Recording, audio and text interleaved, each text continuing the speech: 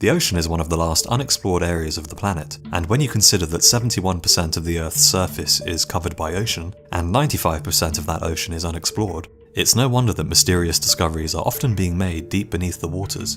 From new species of life to long-lost cities, the underwater world continues to capture our imagination, and here we take a look at 5 of the most mysterious and unexplained things found underwater.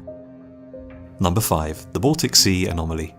On June 19, 2011, a Swedish treasure hunting group named Ocean X made a strange discovery on the floor of the Baltic Sea while searching for a shipwreck that has piqued the interest of people all over the world. What has since become known as the Baltic Sea Anomaly is described as a 200-foot diameter circular rock-like formation that is resting on what appears to be a pillar.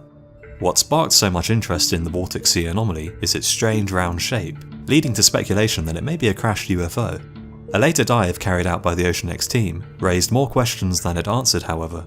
They reported finding a structure which appeared to be a staircase which led into a dark hole inside the structure, and the object is at the end of what looks like a 300-meter long runway or skid mark, which could be the trail of disturbance left behind if it had indeed crashed on the seabed. A sonar scan was performed on the object, and its interior seemed to contain corridor-like cavities and sharp angles, and mysteriously deep-sea divers investigating the site reported equipment malfunctions as they approached the anomaly. So what could this strange anomaly be? The most recognised theory is that it's simply a bizarre but natural rock formation. However, other theories include a crashed UFO, a forgotten World War II base, a meteorite, or even a battleship turret. So why hasn't this mystery been solved yet? Well, due to its location on the seabed, any expedition to the site would cost a serious amount of cash, and nobody has seemed willing to fund further investigation into the anomaly. Many people have accused Ocean X of simply speculating on what is nothing more than a rock formation, so as to drum up interest in their company, and the lack of clear pictures and concrete information on the anomaly has added to these criticisms. Since the original dives, little more has been heard regarding the anomaly, which has led many skeptics to point out that this silence shows that further investigation proved that the anomaly was just rocks. However, others have pointed to this as evidence that perhaps there was more to the anomaly, but that further information is being covered up. Number 4. The Bimini Road in the Bahamas. Also known as the Bimini Wall, this is a mysterious underwater rock formation located near Bimini Island in the Bahamas. The site was first discovered in 1968 by divers who reported finding a structure that resembled the ruins of a pavement or road laying on the seabed under 15 feet of water. This strange road consists of a half-mile long chain of evenly spaced large rounded rectangular limestone blocks, with the average size of the blocks measuring around 10 feet across. The linear layout of these rectangular blocks has led to speculation that the Bimini Road may be the remains of an ancient man-made structure, with the most popular theories being that it was part of a road or a wall built to protect a prehistoric settlement from the waves. If the Bimini Road is man-made, then it would most likely have been built when the area was above sea level, which was several thousand years ago, and would mean that an unrecorded civilization would have existed there. This has of course led to the site being linked with the ancient legend of the lost city of Atlantis, however no evidence supports this connection. Since the discovery of the Bimini Road, the site has been visited and examined by a large number of curious divers, as well as geologists and other specialists, and 2 more road-like linear collections of blocks have been found nearby, which has further fueled debate as to whether the site is man-made or natural. Examination of the rocks shows that they are native to the Bahamas, however extensive erosion means that any tool marks or inscriptions are unlikely to have survived. The consensus among geologists are that the blocks are just a natural formation, and that the beach rock on the seabed has been eroded by the tides, giving it an angular and pavement-like appearance. However, this has done little to dampen speculation about the origins of the site, and the Bimini Road remains one of the most popular tourist attractions in the Bahamas. Number 3. The Gulf of Cambat Discovery. In May 2001, an incredible announcement was made by the Indian government. During routine pollution research taking place in the Gulf of Cambat, sonar equipment discovered a site which appeared to be the remains of a giant ancient city. Located 20 kilometers from the Gujarat coast, the site covers an area 5 miles long and 2 miles wide, and lies 40 meters underwater. The site contained evenly spaced geometric ruins, as well as what looked like a citadel and a drainage system. A follow-up investigation was immediately ordered, and the second expedition utilised dredging to recover artefacts from the seabed, as well as multiple sonar scans to search for structures. A huge variety of artefacts were pulled up from the seabed, including wood, pottery shards, fossilised bones, and stones that looked like hand tools. and carbon dating placed the wooden artifact at over 9,000 years old. If proved to be true, it would make this underwater city thousands of years older than any other ancient city discovered in India. Such a discovery would force historians to reassess the established view on ancient human history, and would prove that human civilization is much older than we realized. If the city is real, it's thought to have been submerged around 9,000 years ago, at the end of the last ice age. As the ice caps melted, the area around the Gulf of Kambat, along with anyone living there, would have been swallowed up by the ocean. However, the existence of the city remains the subject of fierce debate and controversy.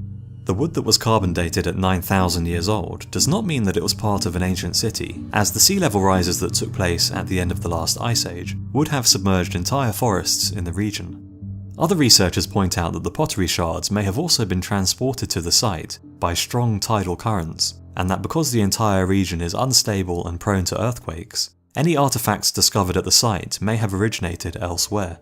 Another major criticism is that the artifacts were found by dredging the seabed, and not through a controlled archaeological excavation, and this has caused many archaeologists to doubt that any artifacts discovered are connected to the site, and many geologists believe the site to simply be a natural formation. However, the debate still continues. Number 2. Lake Michigan Stonehenge. In 2007, a professor of underwater archaeology named Mark Holley, along with his colleagues, made a startling discovery 40 feet below Lake Michigan. While sailing across the lake, using sonar equipment to scan the bed of the lake for old shipwrecks, the researchers found a mysterious grouping of stones that seemed to be aligned in a circle, and were later estimated to be over 10,000 years old. Further investigation into these stones seems to have uncovered a large boulder laying in the outer circle, which was reported as having a carving of a mastodon, which is an animal thought to have gone extinct over 10,000 years ago. However, as you can see in the picture, the carving is not exactly clear to the eye. Skeptics believe that the stones are just a natural formation. However, what makes them even stranger is that they are laying in an area of the lake which is mainly sandy and featureless, and not rocky, which makes the stones appear so out of place.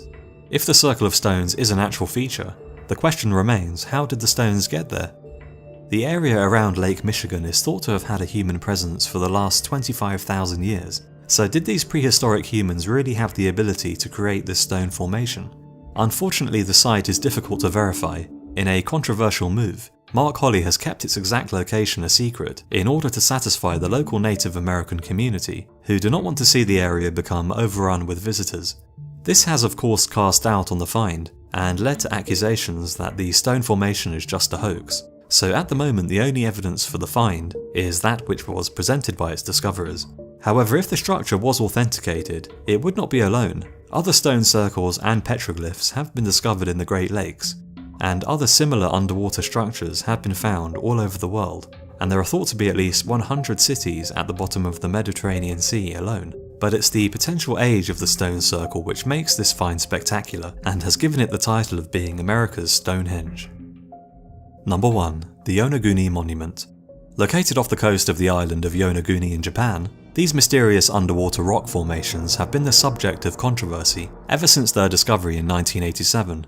While looking for a good place to observe the local hammerhead sharks, a director of the local tourism association noticed seabed formations that resembled man-made structures. He soon after arranged for a group of scientists to visit the location, and over the following years the entire site was mapped out and studied in greater detail. The results were surprising, as divers discovered what looked like temples, paved streets, and a large stepped pyramid-like structure. The main feature is a rectangular formation known as the monument, which is about 90 feet high. It's made from sandstone and seems to have a strange carving at its peak, which has become known as the turtle due to its shape. The structure's sharp edges and right angles have led to theories that the site is man-made. However, sea currents have been known to produce unusual-looking shapes, but while many of the features of the Yonaguni site are seen in sandstone formations all over the world, the sheer number of these features concentrated in such a small space lead many to believe that the erosion theory does not hold up, and that the site may be part of an ancient lost civilization. Most geologists maintain that the structures were formed by natural processes, and the Japanese government refuses to recognize the site, nor will they fund any research or exploration of the area. The main argument for the site being natural is that all of the formations are connected to the underlying rock mass, rather than being assembled from freestanding rocks. However, proponents of the man-made theory present a third option, that the site may in fact be natural but have been used and modified by humans at some point in the past. If the monument was indeed made by human hands, then it would most likely have been constructed during the last ice age, around 10,000 years ago, when the area was above water and Yonaguni was part of a land bridge that connected the site to Taiwan. However, it is also possible that the site is more recent and was submerged after a devastating earthquake or tsunami. This theory seems more plausible when you consider that the world's largest recorded tsunami hit Yonaguni in 1771 and was over 130 feet high, so it's not unthinkable to assume that such a huge tsunami has hit the area before. What's so striking about the site is the presence of what looks like straight walls, steps, and sharp, angular lines in its formation, and it does bear a strong resemblance to other ancient sites in Peru and all over the world. Other notable features at the site include a rock known as the Face, due to it resembling a giant head, a trench that has two internal 90-degree angles, and faint traces of what may be animal drawings engraved in the rocks. You can still visit the site today, and it's a popular location for divers despite the strong currents. However, the Japanese government's lack of interest in studying the underwater structures any further has caused the debate over whether the monument is real or natural to rage on. But what do you think? Is the Yonaguni monument a natural phenomenon, or might it be man-made? Let me know what you think in the comments, and I'll see you again on next week's video.